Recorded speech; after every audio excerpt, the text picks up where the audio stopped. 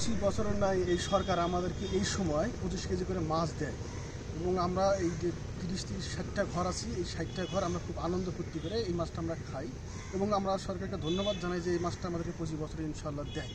আমরা এই উদ্যোগে আমরা এখানে মৎস্য অফিসারের কাছে আসছি, দরখাস্ত দেওয়া আছে এবং ওই উপলক্ষে আমাদেরকে মাছটা দেওয়া হবে। কারণ কালীবর্তলী গুচ্ছগ্রাম থেকে আমাদের মাছ দিল সরকার থেকে, আমাদের এই কি মৎস্য অফিসার দিছে আমাদেরকে 25 কেজি মাছ এবং এই মাছটা আমাদের গুচ্ছগ্রামবাসীরা আমরা সকলেই খাই। আমাদের বড় একটা পুকুর দিছে, ওই পুকুরে আমরা খাই।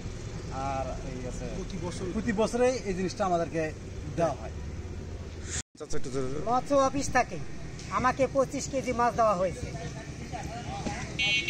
কালীবর্তলী 3 এবং 4-এর পুকুরে দেওয়া হলো।